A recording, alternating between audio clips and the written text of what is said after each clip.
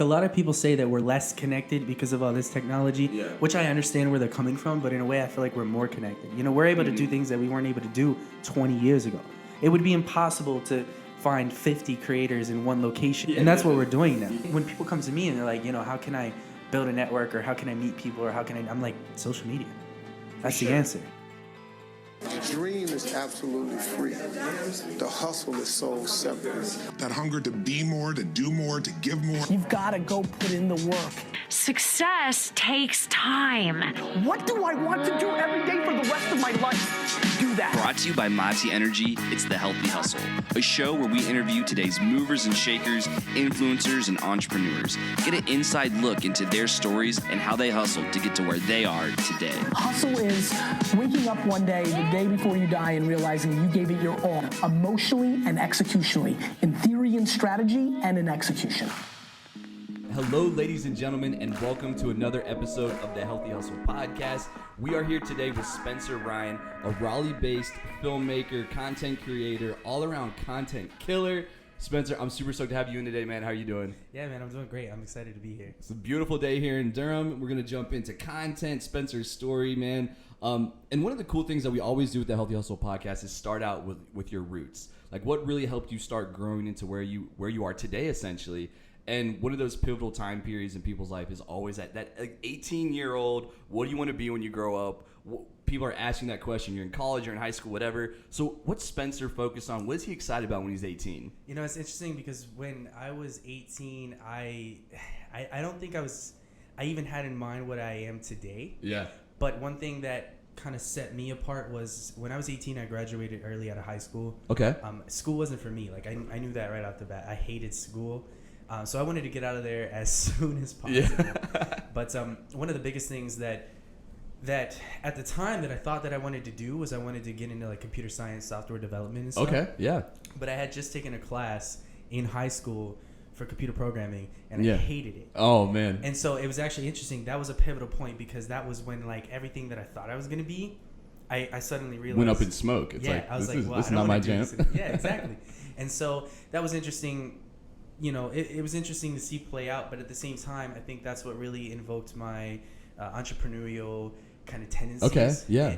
And so, like, at the time when I was 18, I just graduated high school, graduated early.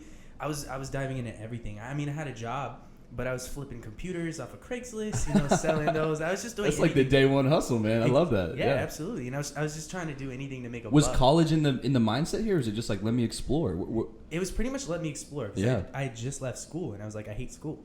So why would I go right back into it, especially for getting into debt, you know? Yeah. I was like, if I don't know what I want to do yet, I'm not going to go get into debt for it. Wow, okay. Yeah. Man, so this is a really interesting phase. What were your parents saying to you? What were people around you thinking while you're in this, like, phase of exploration?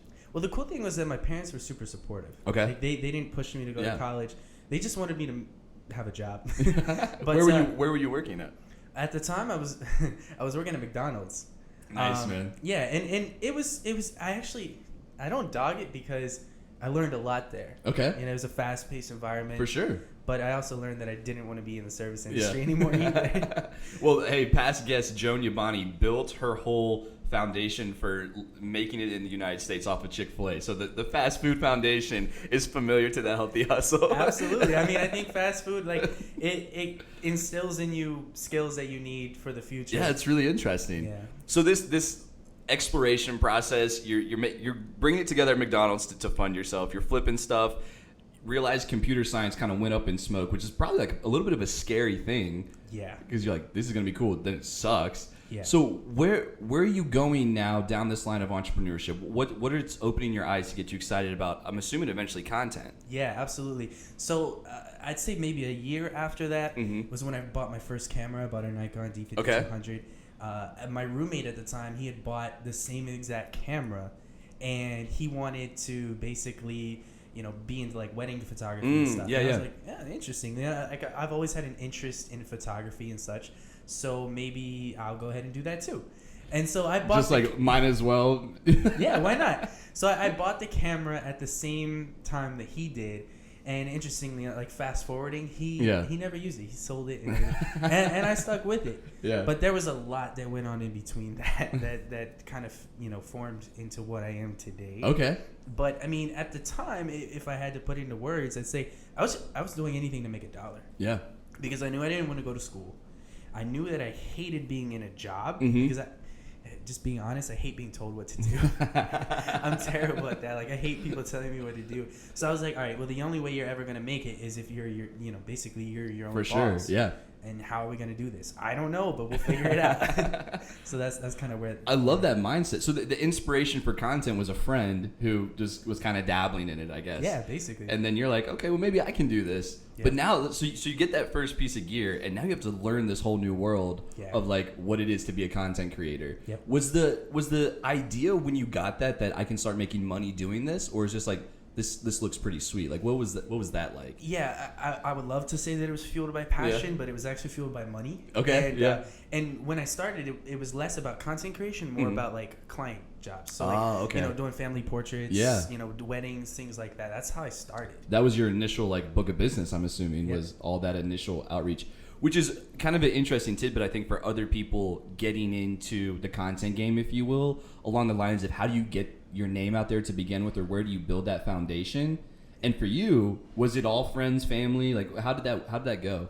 Yeah, it was friends and family. I mean, a lot of people, in the photography world, it's interesting because some people say, don't work for free, and then you have people that do. For me, it was like, all right, let me work for free for friends and family, which end up, turning into referrals, which end up turning into paid gigs. Yeah. And that's how I built it.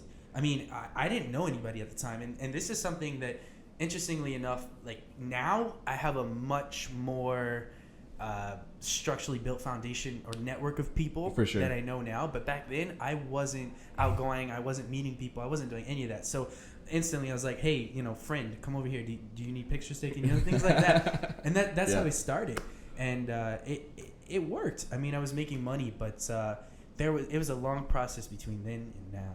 For sure. And always cool to hear how you built that initial foundation. What were you doing to kind of start breaking out of that? Because I think there's also probably some hesitation from people jumping into, whether it could be even like all freelance work. It doesn't have to just be content, but to say like, now I have to start making money for myself, supporting myself, and going out to find business. How did you start dissecting that process to bring people into the fold for what you were doing? Well, interestingly enough, there was kind of a segue. There was a middle point when I kind of stopped doing photography altogether. But before that, there's so much in between this process. When I started out with photography, that's kind of when I pressed the record button on my camera and I was like, oh, I could do video too. Yeah. And it became interesting, super intriguing because at the time I had like a Nikon 50mm lens, very new, very fresh. Yeah. That's what gives you that, blurry background effect. For sure. And I was like, oh man, if I could do this with video, I would be killing it.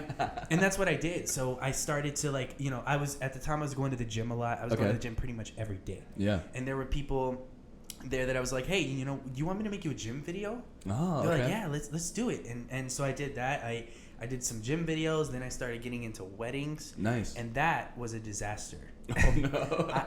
I mean, I tackled it as a single-handed person, not realizing what was ahead of me. Weddings are difficult. You have to deal with audio. You have to deal with video. And there's like 5 different audio points. Lav mic up the groom, no the kidding, bride, the pastor, whatever. And that was hard because I didn't know any of that. Oh, wow. So you took your first wedding gig just like, I'm going to bring out my camera and see what happens. Yes. And then... Exactly. I mean, it pretty much crash and burn. And it was in that instant that I kind of really... It wasn't even when I was recording, because in my mind, when I was recording that wedding, I was like, oh, this is great. This is looking good.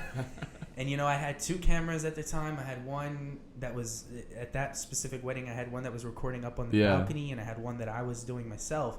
And that was when I first discovered video time limits. Oh no. And I just assumed that I had a backup camera rolling all the time, and I'm just doing whatever I want with this camera I have over here. It was when I got into the post edit phase that I figured out, oh, this camera shut off about halfway through the wedding. Man. Yeah. So how did you get through that? Was it like a hey, sorry? It was like a hey, sorry, and kind of like let me try and fix it as much as I could. A lot of for people that know video, there like a lot of warp stabilizer, and things like that. But it was tough, man. And that again, that was when I kind of realized maybe this isn't for me. At least not yet, because I knew that I was gonna at least need another set of hands. No kidding. So I mean, this is just like a classic obstacle that you're gonna face in that freelance world. Like, there's gonna be a point where shit hits the fan essentially, and you got to bounce back. For you, was this when you took a pause from what you were doing, or was it like, let me step back, like gather myself, and then jump in? Like, how did you work through that to continue on? Yeah, that's when I took a pause. The biggest thing about it at the time was that I had just discovered a new market. Okay. So what I wanted to do at the time and kind of dived into was foreign exchange trading. Interesting. Which is like day trading. Yeah. And when I saw the potential of that, coupled with the problems that I was having with doing video and stuff, I was kind of like, you know what, let me just leave this to the side. Yeah. Again, chasing money over passion, which is a terrible idea. Man, yeah. Looking back on it, but that's what I did. Mm-hmm. So I jumped into day trading, and I did that for like 2 years. Okay. And it didn't go that well either. But that's what I was doing. And, at the time, I was actually I was kind of teaching people how to do it as well. And that's how I built my Instagram. A lot of people don't know that. Oh, interesting. Yeah. Yeah. I was going to jump into that. Like, how did you get that follower base? Yeah. Well, I mean, when I was doing the financial day trading, I was also teaching people how to do it. I had some success there too. I mean, I was doing pretty good for a while. Interesting. Okay. Yeah. And I was teaching people how to do it. And that's how I built my following. A lot of people don't know that, but my Instagram was a completely separate niche before photography and filmmaking. Wow. Yeah, absolutely. So I guess let's jump into that for a second. So you realize that the photography thing doesn't go so well. Start learning how to day trade. What was it like teaching people? Were you hosting classes? Like, is it, people sell classes all the time today, right? It seems like a hot topic. Were you kind of doing that same model before? Yeah, kind of. I mean, the interesting thing was that the company that I was working with was actually a multi-level marketing company. I got which you. a lot of people kind of refer to like as pyramid scheme. For sure, yeah. Or whatever. And so what we did was we did a lot of online instructional like webinars and stuff. It was a very interesting combination. Like normally when you think about companies like that, you think about like Herbalife or something like that. You don't think about day trading. So it was a very interesting combination, but it was mainly all online. So I had built an online following, an online presence, and I was teaching people online through webinars, classes, things like that. Yeah. So like you said, success teaching, but maybe not success actually with the trading. So run me through the transition back then to what you were doing before. Does passion come back into the fold? Like, how did that come about? Yeah. So in 2017, I moved to the Dominican Republic. Cool. Okay. Yeah, and me and my girlfriend, we lived out there for 6 months, and I was doing the day trading out there too, and I lost some money, which is we'll go with that, and it wasn't pretty, and I had gotten into the cryptocurrency, space too, and there was a platform called Steam, which a lot of people aren't familiar with, but it is a cryptocurrency social media network. Okay.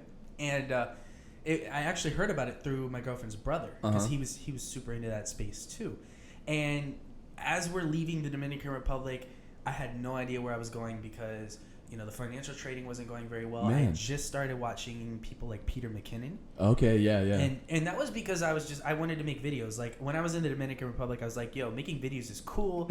I had just bought my first Sony camera. Okay. I traded up from my Nikon to a Sony A50-100. Yeah. Interesting. Like I'd never used such a small camera before. For sure. But good results.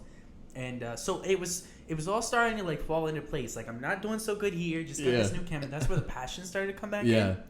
Watching people like Peter McKinnon and things like that. And right when we left the Dominican Republic, I moved to New York. All right. And it was out there that I kind of discovered Steam. Yeah. And there was a platform on there called DTube, which is kind of like a YouTube alternative. Interesting. But it's completely decentralized and on the cryptocurrency platform. And the interesting thing was that as a creator, you could upload, and you could make cryptocurrency money off of it. What? Yeah, it was This is insane. wild. Okay. Yeah, and at the time, you know, it was December of 2017, January 2017. The cryptocurrency market was booming. I mean, we're talking overinflated prices. Yeah. Like Bitcoin was at like almost $20,000, and so insane. Steam was at $8. And so it was getting to the point where I was just making vlogs Yeah. and videos, and I was making like $200 to $300 US dollars per video.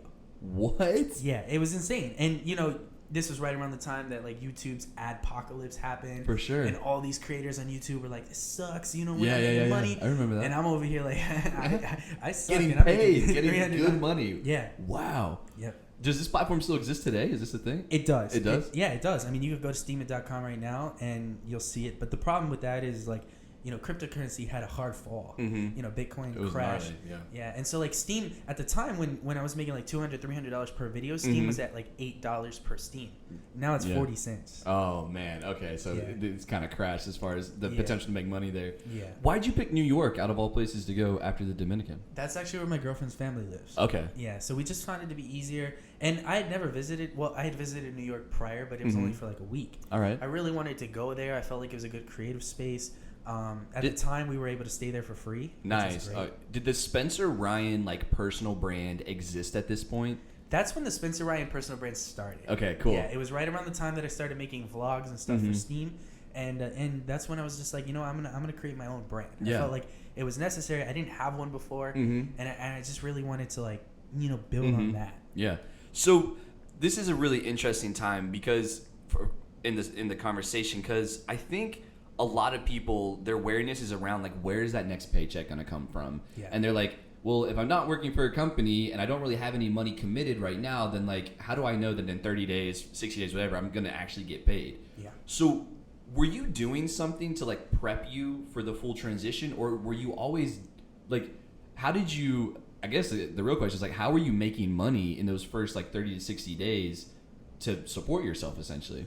Well, the cool thing was for me at the time, Steam was playing a big role in that. Okay, And so I was- that's where the foundation was. Yeah. Well, okay. And the cool thing is that even though Steam isn't, you know, you can't monetize that much off of it currently, at the time it was insane. You know, Yeah. like $300 per video, and I was putting out a video a day. So that's good money to It was get you good going. money. Yeah. And so what we did was we reinvested that money into like traveling. So we Nice. would do travel vlogs and stuff. But that's where I bought a majority of the equipment that I have today. I got you. Okay. Yeah. Man, so shout out Steam for helping build the Spencer Ryan brand, dude. That's awesome. Yeah, absolutely. So it was really, it was a good time. I'm super grateful for it because I feel like at the time I didn't really understand what was happening. Yeah. And how easy, I guess I subconsciously knew like, hey, this is too easy, but I didn't really like, you know. It sounds too good to be true. Yeah. Now that you're talking about it, it's like you could do that. Like, Yeah, absolutely. And I think a lot of, and interesting, like I told my friends and family about it, and they were like, yeah, okay, whatever. And I'm like, well, that's on you, but I'm doing all right. I'm doing all right. Yeah. How many views are you getting on these videos? Like, is this big traffic that we're talking here? Or? Not really. I mean, I had 2,300 followers or something Yeah. like that. Holy moly. Yeah, the thing about Steam is like, you have investors in the platform, and they're the ones that are stakeholders. I got you. So if you have like a huge investor in that platform, and it's called upvoting, and they upvote your post, Okay. that's what makes you money. Wow. So all when right. the bigger guys, they call them whales, when the bigger guys upvote your stuff, that's where you get that money. That's from. crazy. There's so many different platforms. I mean, like today, like the rise of TikTok is just an example of another platform that's come in, like making waves. And it's crazy to hear how you built up on one that I didn't even know about, man. That's awesome. Yeah, and you know, it's interesting because there was a platform. It used to be on Steam, but it was called DLive, and it was Okay. live streaming, kind of like Twitch. Oh yeah. And you know, I don't know if you know the famous YouTuber PewDiePie. Oh yeah, he's like the biggest YouTuber I think in the world, right? He just announced that he's going to be using DLive as his streaming platform. Wow. So Okay. that's huge for the crypto space. No kidding. Not so much for Steam because they're not on there anymore. No. but It's huge for that. I'm gonna have to keep on the lookout for this, man. Might be that's Yeah. really sweet. So, at some point though, like you said, this whole cryptocurrency thing kind of turned into a crash, or did crash as a market. Were you still focused on like sustaining yourself off of it when it crashed? Yes and no. Okay. I mean, at that point, it was kind of like a hard hit to the face. Like, hey, Yeah. dream's over. Back to reality. You No know? kidding. But it was one of those things where I was still trying because I gotcha. you know, you have bills, you have things. For sure. And I went from making this much to like absolutely nothing. Yeah. And yeah, I mean, it was that. And again, a big part played into all of this was the fact that I lived in New York. Mm-hmm. I was in probably one of the most creative spaces in No the kidding. world. I mean, yeah. And New York, LA. A lot of people don't know this, but I hated it. I actually hated living in New York. Yeah. And it felt very like contradicting to me because I asked myself, I'm like, I'm in one of the greatest places to be, and yet I don't like being here. Well, why didn't you like it in New York? Was it just too much, or? We'll go with that. Like, I don't want to sit here and complain about it. It's a great place to, it's a great place to go. And I got to meet a lot of great people. Like, I met the team at Epidemic Sound out there. Oh, awesome. I met a lot of people out there, but it was tough. Like, it's tough. And any New Yorker will tell you that too. Like, it's tough. Yeah. I mean, you got the grind. The grind, the cost of living, the travel, it's tough out there. So you're still trying to build this Spencer Ryan personal brand, I'm assuming, and you're starting to try to get clients while you're living in New York. Not necessarily. No. So okay. when I was in New York, I actually still wanted to be a full-time content creator. Okay. And that's what I was trying to do because I just jumped off of Steam. I was doing that, so I was like, well, maybe I could be a YouTuber. Yeah. Like someone just wakes up and says, I'm gonna be a YouTuber today. Like, it's that easy, right? But that was in my mind. I was like, you know what? I can do this. I make videos. I can do this. I can make this happen. And I already had my Instagram following at that point. Yeah. So it was actually in New York that I started shifting from. I had that Instagram. I wasn't doing anything with it. I started shifting it from like the financial market to photo and video. Oh, okay. How did that transition go? Were people receiving it pretty well? I mean, it's kind of a completely different. Super. 180 basically. No, it wasn't received well, and that's what was unfortunate about it. I feel like once I did that, I kind of committed suicide with my account. Interesting. Yeah. But I mean, the way I saw it, it was like you either do this now or you just don't do it at all. I mean, I already had a following. I was like, I could make this work. I could probably do this. So I tried to build my YouTube channel, and I promoted that through my Instagram, and just started popping up on all these social media networks, and that's what I kind of did for a while until I realized that it wasn't working. Man, it's not as easy to be a YouTuber as it is to be a Steam guy. So that was the transition phase, and it wasn't easy at all whatsoever. No kidding. So I mean, you've had so many like interesting like transition and learnings throughout all the different kind of moves you've made. Yeah. And when you had this whole idea of like, well, this brand isn't really building how it should be online, what were you doing, I guess, to keep going? Was it just like, let me focus on client work and not worry so much about building these online audiences because there's money there? Where was that mindset at? Yeah, well, again, in New York, we were super lucky to be able to stay there for free. So that played a big role into like, I'm not going to say not stressing, but not really living on the streets. Yeah, I got you. So that helped a lot. But because I hated that environment, I told my girlfriend, I was like, look, we got to get out of here. And she was like, okay, I'm down. She wasn't a big fan of being there either. And she basically grew up there her entire life. Yeah. So I was like, look, man, let's go to North Carolina. Let's go to Raleigh. Like, that's where I'm familiar with. That's where I grew up. Yeah. And so she was like, yeah, let's do it. So that's when I started to think, all right, how am I going to make money? Because I'm going to go from New York City, and I wasn't able to make it as a full-time creator there. Yeah. Well, what are my chances of doing it in Raleigh? And then my gears started turning, and I was like, you know what? Raleigh is different.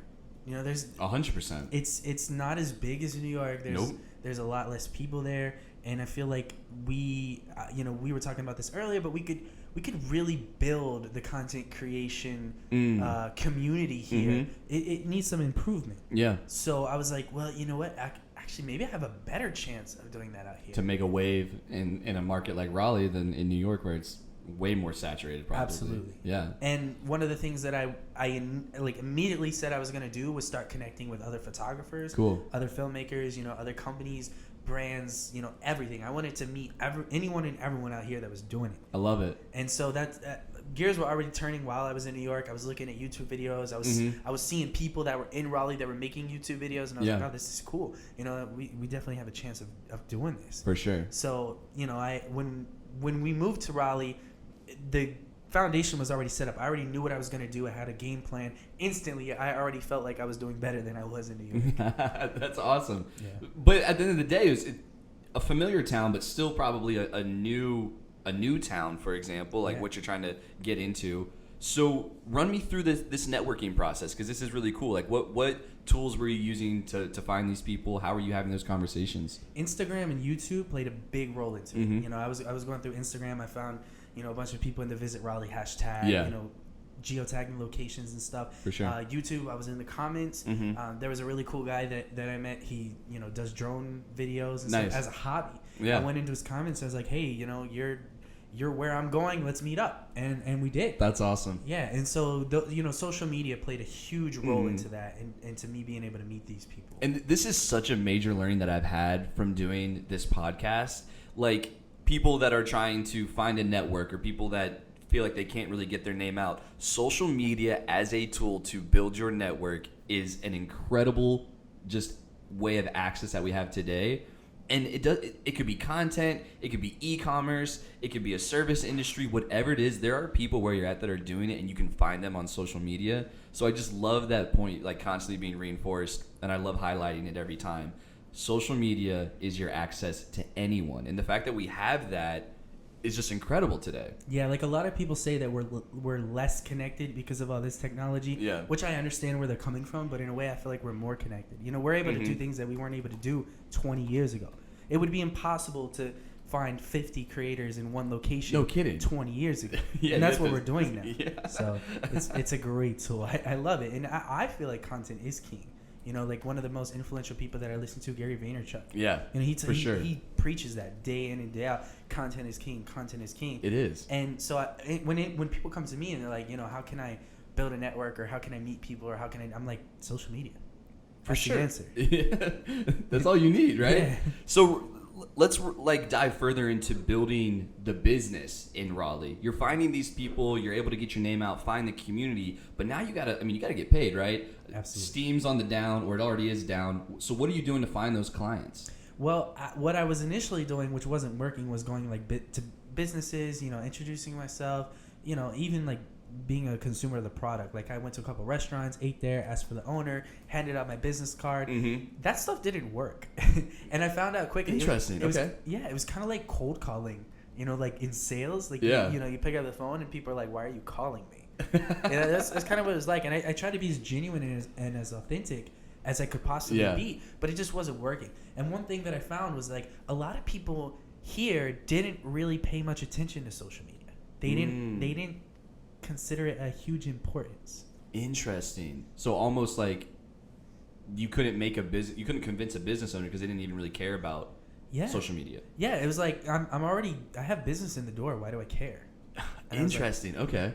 So that was one of the biggest hurdles that I came across here. Another really frustrating hurdle in the content game. Like this is probably also a obstacle that other people are facing. So run me through overcoming that. Well, it came down to content again. I think one of the biggest things that people can do, you know, when it comes to if you're trying something and it's not working, you got to try something else. Yeah. You can't keep doing the same thing if it's not working. It's just not going to work. So one of the things that was running through my mind is how can I build an audience, or how can I get in front of people and have them like pay attention? Because I feel like when I was going, you know, person to person and talking, they weren't paying attention. Yeah. They didn't care. It almost like if I had to look back at it in hindsight, it was like I was only caring about myself anyways.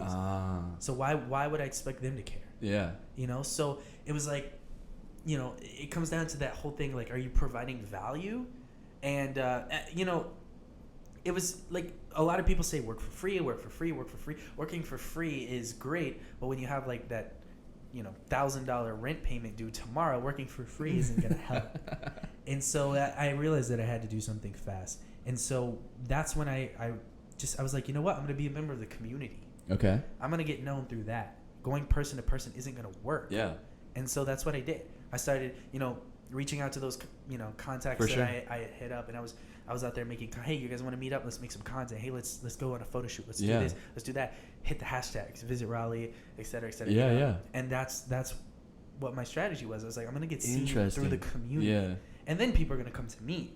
And so that's what I started to do. And was this successful? Yeah, I mean, it's a very roundabout way of like business development. Yeah, and it's slow. Like I think anybody listening to this would have to understand that this is a long-term result, process. Like this isn't going to get you a client tomorrow, but if you build that foundation and you start there, it's gonna pay off in the end. I got you. Okay. And I feel like every time I ran into one of these hurdles, something else came up by the stroke of luck. Yeah. That really helped me out. And the reason I say that is because I was collaborating with a local Instagrammer by Raleigh Hidden Gems. Her name is Erica. Yeah. Her and this other guy that I only know her because of this other guy that I found through like Raleigh photography hashtags. His name is Chris, and he was doing like these insane photo shoots on like rooftops and stuff. Yeah. I was like, man, that's awesome. I'm gonna reach out to this guy. So, just as a community member. Exactly. I wanted to meet him, and so I did. I met him, and we started going on photo shoots, and then he told me about Erica. I met Erica. Yeah. And Erica invited me to a networking event. Okay. And it was at that networking event that I met the CEO of a local marketing agency called Tortuga Marketing. Okay. And I was like, hey, man, it's really nice to meet you. I love to work with you. Yeah. And then a couple of days later, he was like, here's how we could work together. We need video. Wow. Yeah. Man, there it goes right there. Yeah, absolutely. So, again, stroke of luck, I feel like. But it worked out. And it was all because instead of, going face to face and trying to sell myself. No kidding. I became a member of the community. I love that. Yeah. Yeah.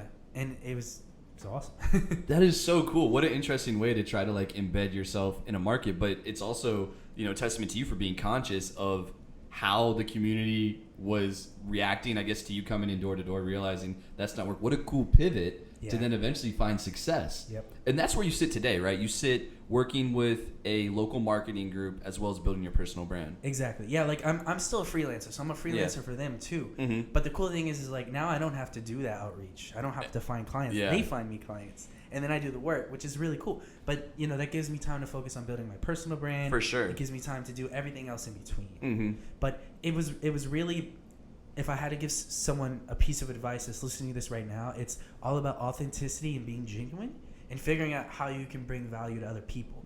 Because way too often as humans, we get caught up in ourselves and our personal problems. And then we try to almost like fix them by projecting them onto other people. Like, hey, it's almost like you're subconsciously saying, hey, I need money, hire me. And then that person's in the back of their minds like, why would I ever hire you? What are you going to give me? Yeah. Like, I don't care that you need money. That's and so, like, flip be the authentic. script. Yeah, be authentic, be genuine, and just try to provide as much value as you can. And along the process, you're going to meet people, you're going to build connections, you're going to find opportunities, and then you have to act on them. Dude, I love that. You just answered my next question. That's incredible. I was going to ask you, this whole process, what you've learned, what would you tell to someone?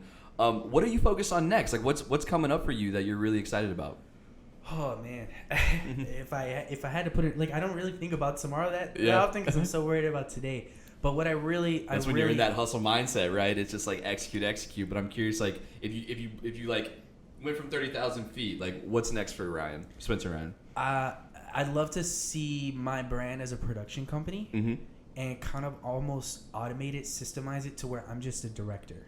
Awesome. Okay. Because what I really want to do is promote my personal brand and build that and bring value to other people and show them exactly how I did it. Because I actually did a podcast on this the other day, and one of the things that I think would help people a lot right now is, like, especially as photographers and video makers, is a lot of people I feel like are focused on the wrong client.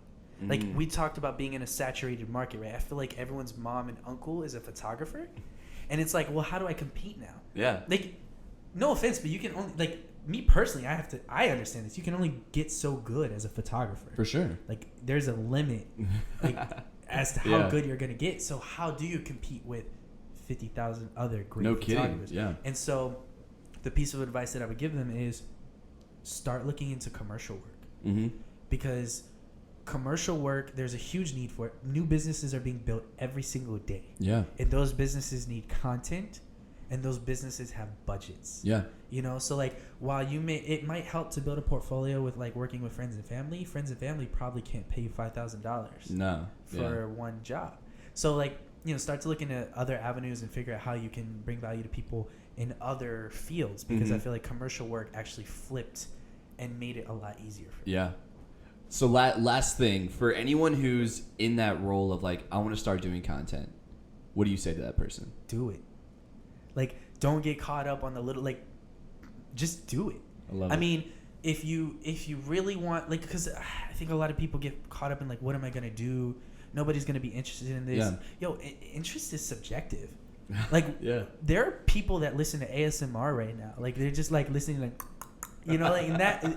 So you can't tell me that what is going on in your unique personal life is not interesting to someone out there. That's so awesome. if you want to make Yeah. content, just do it. I love that. Just do it. What you're doing is interesting to someone. Put it out there. Make it happen. Walk the walk. I love it, man. Well, Spencer Ryan, this was incredible. Thank you so much for sharing so much value. Where can people find you online if they want to work with you? Where's all that at? Yeah, so you can check out my Instagram at @TheSpencerRyan with 1 R. You can also visit my website, TheSpencerRyan.com. I'm on LinkedIn. Connect with me there. I'm pretty much on every social media now. I love it, man. Well, thank you so much for coming in. Once again, this is the Healthy Hustle Podcast brought to you by Mati Energy. We are here with Spencer Ryan. I really appreciate you, brother. Thank you. Thank you. Thanks for tuning in to this episode of the Healthy Hustle Podcast. The Healthy Hustle Podcast is created, edited, and powered by our team here at Mati Energy, and we've cooked up a special deal for you to get to try Mati for yourself. The first 10 people to go to www.drinkmati.com and use the code HUSTLE50 will get 50% off their next order. This code will work for any of our variety packs, any of our flavor packs. The only thing it will not work for is our Subscribe and Save products, but we hope you guys can use this deal to get your hands on Mati and to experience it for yourself. Once again, guys, thank you so much for tuning in to the podcast.